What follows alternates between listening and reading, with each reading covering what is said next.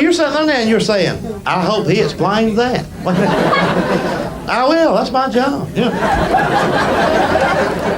Yeah. You realize before Colonel Sanders came along, the only thing that ate dinner out of a bucket was a hog? Now he's got everybody doing it. Let's say you go down to the Kentucky Fried Store. They're waiting on the man in front of you. He's about 5'8". He weighs 340 pounds. He can't hardly breathe. And I'm glad to see y'all find that funny. Yeah, man's gasping for air. Yeah, we'll laugh at that. You're my kind of people. Now, you know how they got the menu on the wall over the counter? All this man can do is breathe and point. Like,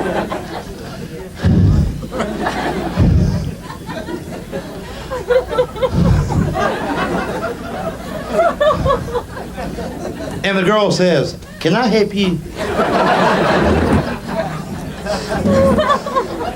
I feel so stupid doing this. At this point in the show every night, you know what thought goes through my mind? James, why don't you just go get a job? It's too late. You know, I could have been a forklift operator. I could.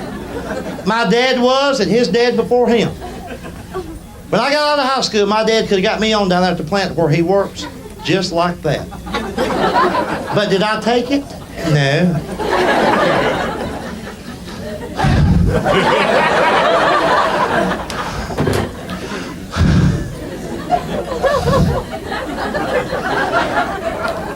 I want a bucket of chicken. And then the girl says something ridiculous like, how do you want that cooked? You want original, extra crispy, or what? Trust me, people, this man don't care.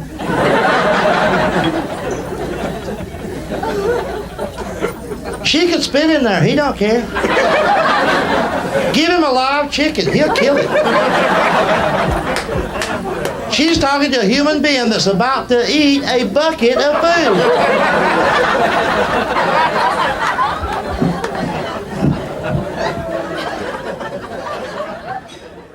There has been so much talk in recent years about all this bad shape the country's in, the violence and this, and the kids out of control, and it's just out of control. It's just, oh, Lord, what we're going to do. Well, see, I'm one of those people that don't think that's a big problem. When the American people used to eat food and had eating habits the way our parents and grandparents did, our ancestors did, we were not a weak, sniveling population. In recent years, we've become a nation of pissers, moaners, and whiners. Everybody's a wuss. Everybody's sensitive, just sensitive. That's why the kids are out of control. As long as we ate greasy, fried food, a lot of grease, we was in good shape. When we switched to rotisserie, the country took a dive. There's no men left in America anymore. When we cut off the grease flow to our brain, the backbone shrunk. We got men, grown American men, going out to lunch now, walking up to the counter and saying to the guy behind the counter, is that rotisserie? I believe I can have a small piece if it's rotisserie. I can't eat the skin. Is it skinless? Ah, damn. We got men, grown American men, whose idea of breakfast now is a banana and a muffin. A muffin, God help us, they're eating muffin. And you wonder why the country's out of control? Ain't nobody in charge. You know this, rotisserie was only available in fast food chicken places in this country just 6, 8, 9 years ago. You know that. But it's not a new food item. They've been eating rotisserie in France for 200 years. But France is a wuss nation. That's why we always have to fight their damn wars for them. They never had no men over there. And now that's what's happening to us. You think about this. I'm going to make you feel better about classroom violence. Now, you follow my theory on this. And I say this tonight because I want you to leave here feeling better about everything. See, what we used to think was a big problem was a big problem. Our parents and forefathers, a big problem to them was seeing a son having to go off to war. That was something to worry about. And now, with this generation coming along, we're just paralyzed with fear. We're just worried silly over nothing. You know what the biggest fear in America is today? Secondhand smoke. What we gonna do? Look. Oh, look, he lit up. Get in the house. He lit up.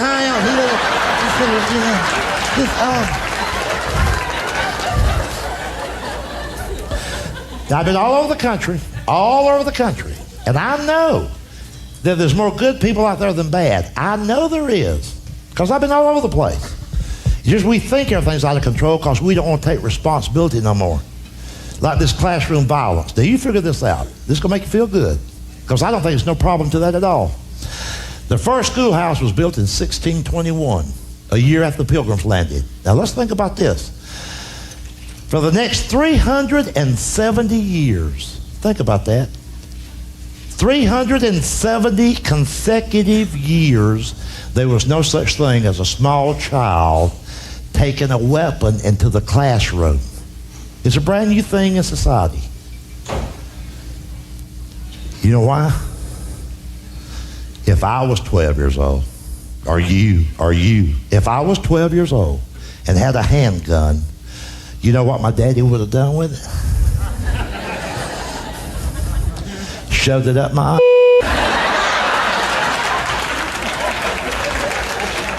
and then he'd have dared me to But my daddy was a man. He had a backbone like a steel rod, and he was in charge. You know what ruined us? This gender equity sensitivity BS. You know, you can't spank your kid, that's abuse. We'll have a family meeting. Let's have a family meeting. Yank, yank. You know? Nobody likes to hear me say this because it's so true. I'm the only person that can tell you the exact day classroom violence will end. The day the teacher shoots back.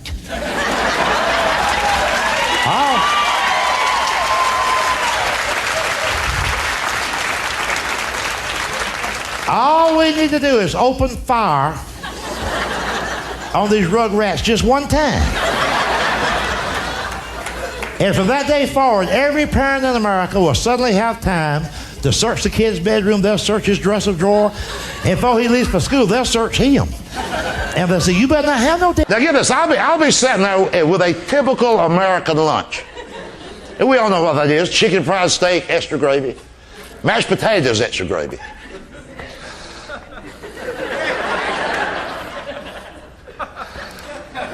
Cornbread, a lot of butter. Real damn butter. Then that little wimpy stuff, I can't believe it's not butter. They also have, I can't believe it's not butter spray.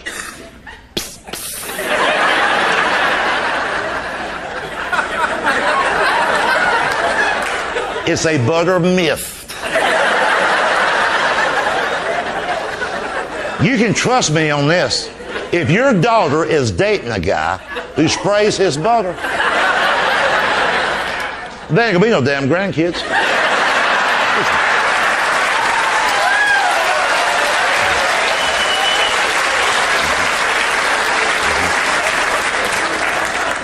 And get this, and those people that I just described, they got the audacity to point at my food.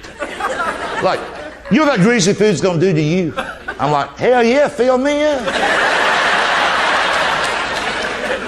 See, I have to eat that way. I need to maintain my strength.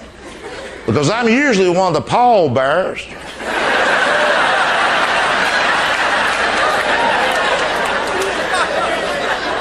When my healthier friends drop dead working out.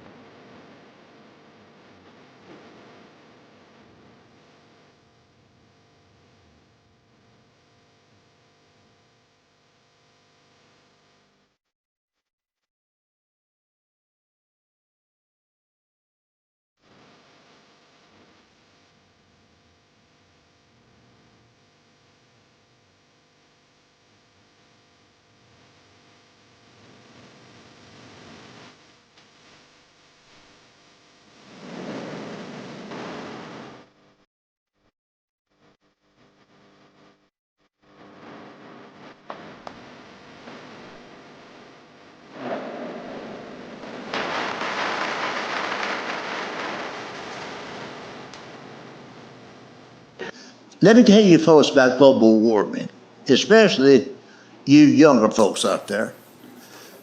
Don't worry about it.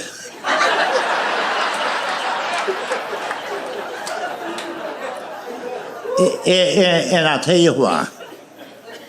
Just trust me on this. For as long as I have been alive, it's been hot in the summer.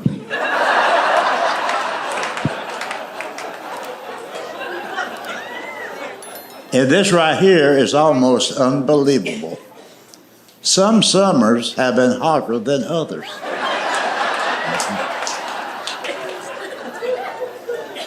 You know what it is? It's just weather.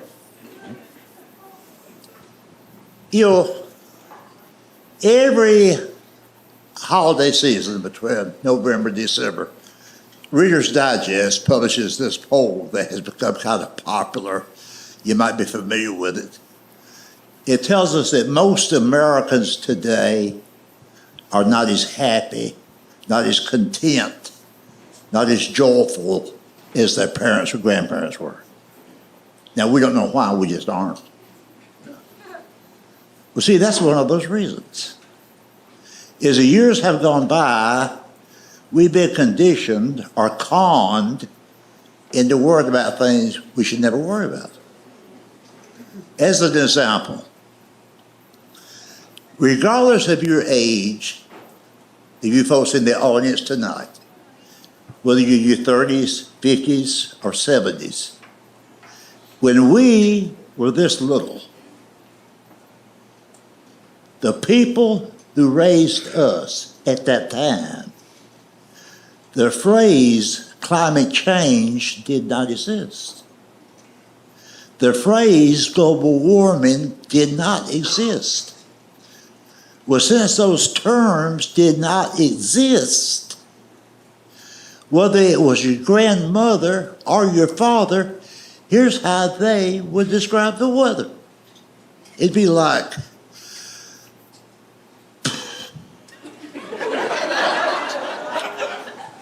damn, it's hot.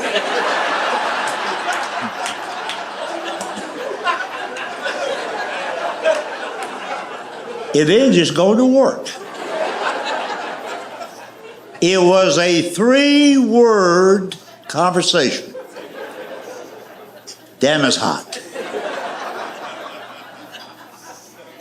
But not us, okay? Like last August, for example, it was 1 degree hotter than the previous August. They're already predicting that this coming August could be the same thing, another degree hotter. Yeah. It looks like planet Earth is getting hotter and hotter. At that rate, planet Earth won't even be around after another 100,000 years.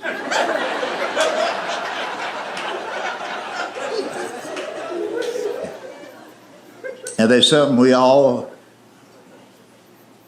should do. It's our responsibility. Adjust a thermostat.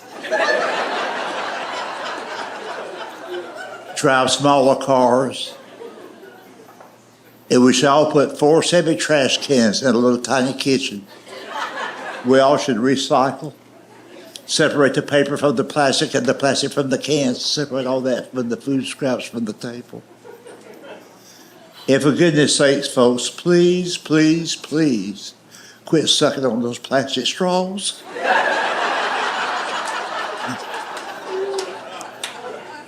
They're going to end up in the bottom of the ocean.